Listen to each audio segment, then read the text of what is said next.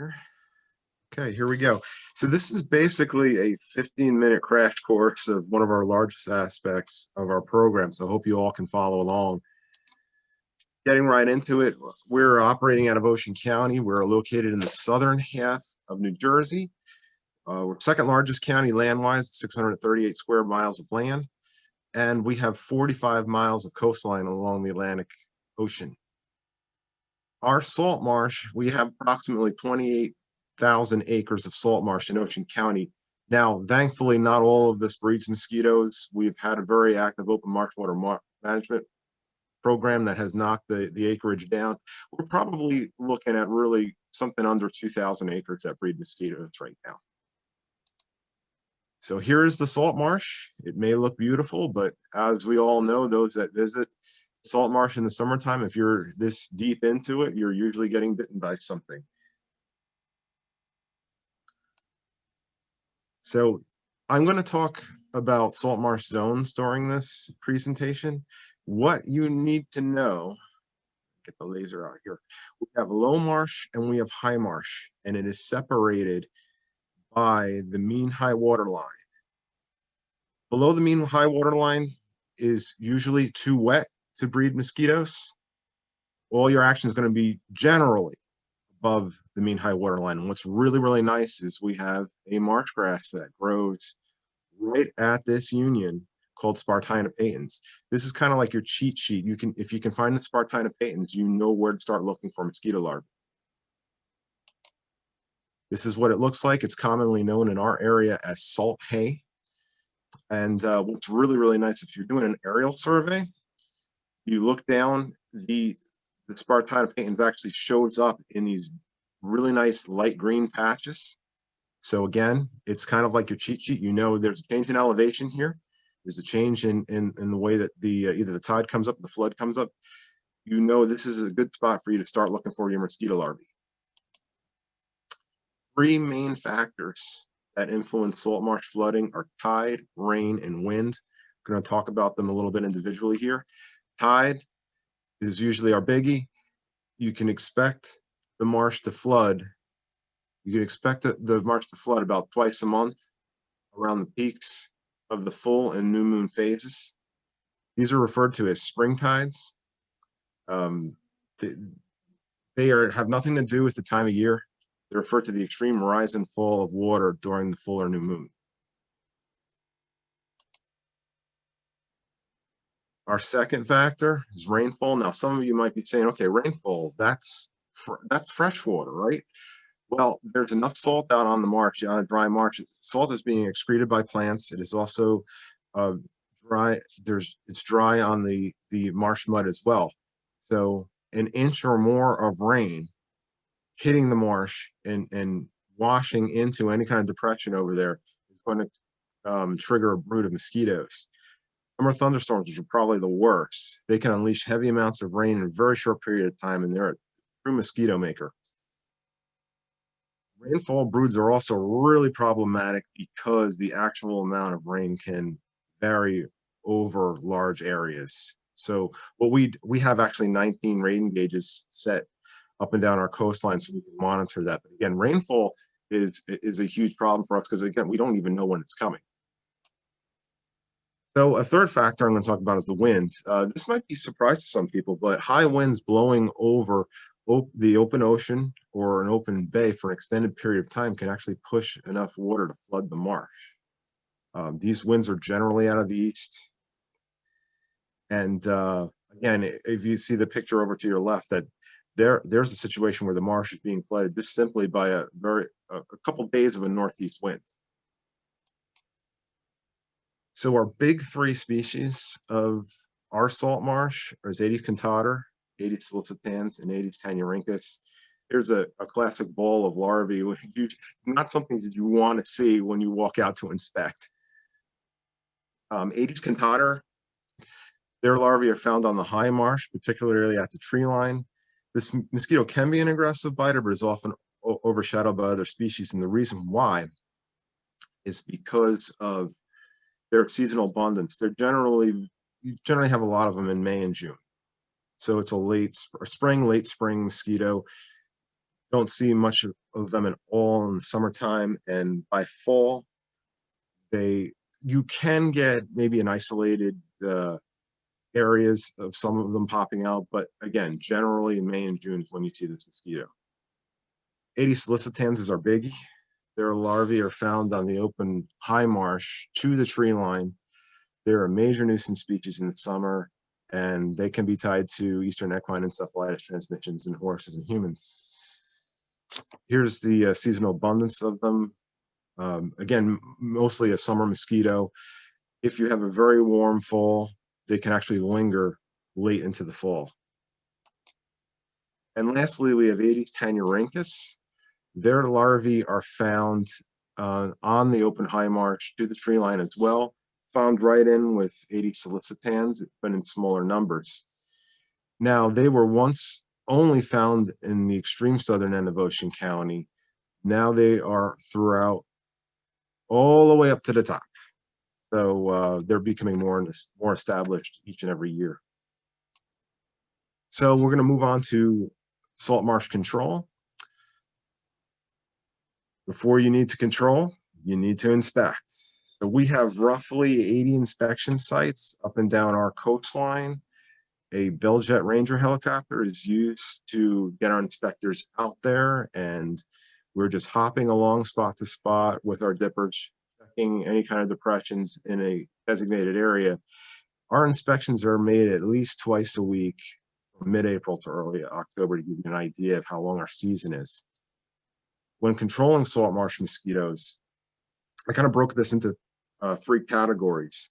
We have liquid larvicide single brood. This is used on the open salt marsh where low growing vegetation is present. We have granular larvicide single brood, which is used at the marsh edge or at the tree line where tall growing vegetation is present. And we have extended release larvicide, which is used in special situations that are unsuitable for a single brood. I'll get to that shortly. So for our liquid larvicide application, our larvicide we're currently using is Vectobac 12AS. The active ingredient is BTI. The rate we are spraying at is 32 ounces an acre. That we get about a 90-foot effective swath, and our application height is 10 feet above the ground. We are targeting here Aedes sollicitans and Aedes tannurhynchus larvae at the first and second instar level. It's really effective if you can get these mosquitoes at those early instars. BTI seems to work really, really well. Here's a quick look at our liquid spray system. Again, we're using a Bell 206B Jet Ranger with a simplex liquid spray system, which is located on the belly of the craft. This also consists of long spray booms with nozzles, and currently we're using an RA4 raindrop drift reduction nozzle. So here's where you would apply a liquid larvicide. It's the open salt marsh where the plant life or the marsh grasses are low growing. Really small depressions are what we call potholes within the salt marsh grasses. And you can see the reason why we call them potholes is they actually look like something you would see on the roadway, just small depressions within those grasses. Moving along to granular larvicide application. The larvicide we're using for this is Vectoprime. The active ingredient is BTI and methoprene. And we're spraying this at a rate of 4 pounds an acre.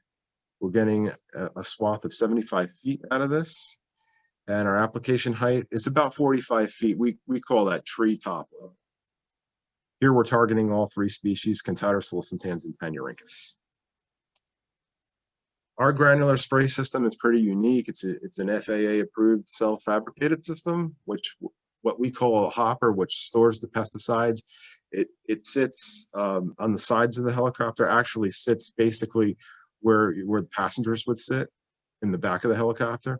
And it also consists of a short pair of booms to deliver the flock.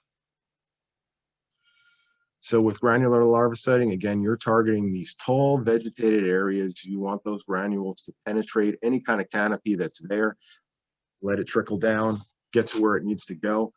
Really looking for these low areas within the higher vegetation. That's where you're going to find quite a bit of mosquito larvae. So extended release. This is some of the interesting situations that we come up with. Now, obviously, this has got to be an area that is known to produce mosquitoes. That's number one. Number two, sometimes you have areas that are hard to inspect by foot and hard or dangerous to inspect by helicopter. Again, this is a typical area over on our left here where really difficult to get in here by foot, dangerous to land in here. We know it breeds mosquitoes, and we figured, okay, we need to still treat this, but we have to put this almost on a schedule. There also could be areas where entry or application period is restricted. It could be an environmental reason. It could be something to do with human activities as well. So what we're using in this situation is Metalarv. The active ingredient here is methoprene. We're spraying this at a rate of 4 pounds an acre with a swath of 75 feet. The application height, again, is 45 feet or treetop level. And here we're targeting solicitans and Aedes tannuricus. Now, when you're monitoring your treatments, as far as single brood goes, with Vectobac 12AS, you can back check in 24 hours after the treatment to determine the larval mortality.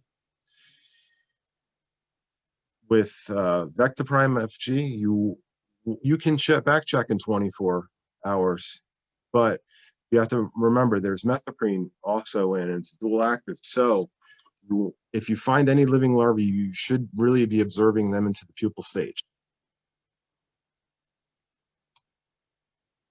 Now with Metalarv, if possible, and I know some of us, if you're using this, you can't really access the area, but if you can get in there, the best thing to do would be to collect the pupae and monitor them in an emergence jar. If the area cannot be monitored, you might have to resort to something like landing rates, or you can set traps. In one area, we actually set a CDT trap, which is baited by light and CO2. And you can keep this out there during the 42-day period when Metalarv is effective. And it'll give you a pretty good idea of what's coming out there, if hopefully nothing at all. But again, this is something that we have to resort to if we can't actually go in there and make a collection. So one of the final things I want to say is about the salt marsh is what you consider a dynamic environment. When you're controlling mosquitoes in a dynamic environment, you have to realize that the salt marsh is always subject to changes brought on by extreme weather events, sea level rise. This affects the flooding patterns and also the areas where mosquitoes can breed. You see on the picture down on the left there, massive tree die-off from saltwater intrusion. There's something going on here. There's a change here. So we need to keep our eye on this area. On the right, we have a picture of Phragmites die-off. Again, this area is staying wetter than it should be. It's killing off those Phragmites. So it's letting us know that there is a change in flooding pattern here, and we need to keep an eye on this area. So with that, I thank you all for listening. This is our aerial larviciding staff. There's only 4 of us. We get a lot of work for these guys. They get the job done, and they do get some help along the way. But great job that these guys are doing, and I really appreciate it. I appreciate all listening to me. Thank you. Thanks, Mike. Thanks so much for that presentation. I'm going to give you one quick question here that we have for you. Sure. I've always heard that heavy rain will actually drown mosquito larvae. Is this true? Now you have to realize that mosquito larvae are not the best swimmers in the world, so they can maybe flush them out. I wouldn't say drown. Usually the water's going to come up and they will go to some area, push back farther. As long as the fishies don't go in and get them, they might be able to find a corner and they'll be okay. No, not drowning. I mean, you do have to breathe. Yeah. There, but just move them to another spot. So. Yes. All right, great.